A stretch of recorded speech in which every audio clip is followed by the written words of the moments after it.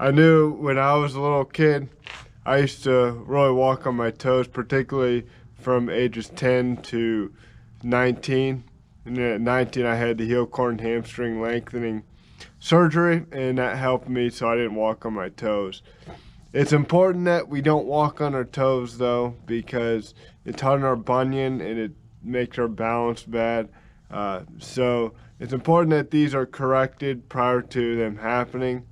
When I was really young, I didn't walk on my toes, and then it just kind of gradually I got in the habit of doing that. There's a few ways that I'm going to explain to prevent these. It's kind of just a matter of going to happen.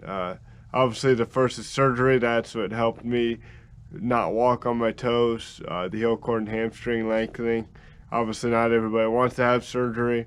It was beneficial in certain ways, but in other ways, because a lot of times the reason that we walk on our toes is to pick up our leg. Like, that's how we move our steps. So now I kind of rock more to move my steps, and my gait is a little bit unusual now.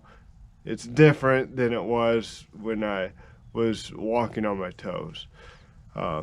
So that would be one thing that you could do to stop walking on your toes. But my bunions hurt less now. I do less walking now, though.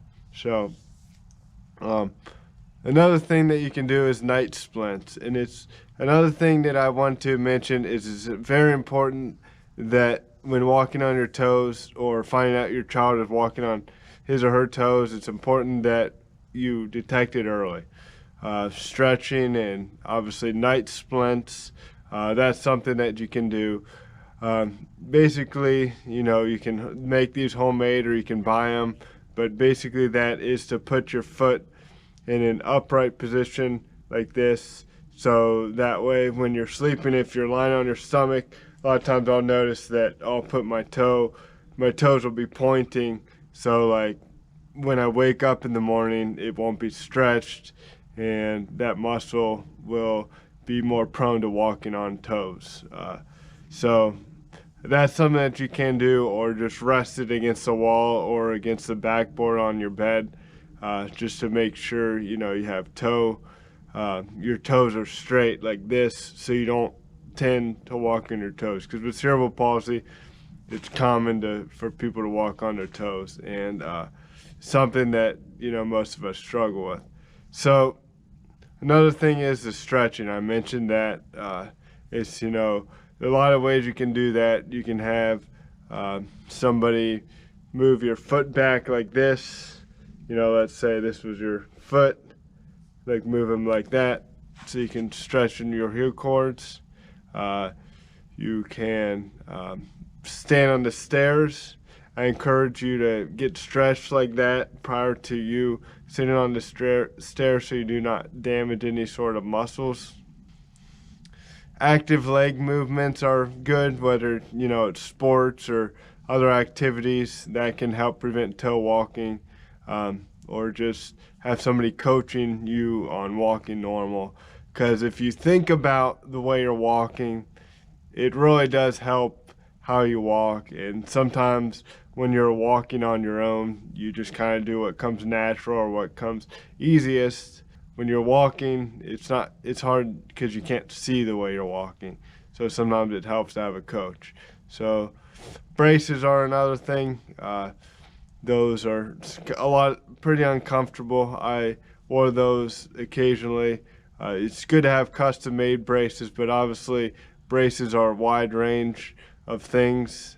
You can get an entire leg brace. I guess you can get a body brace, but I always had the braces that would fit into your shoes, so it really wouldn't show.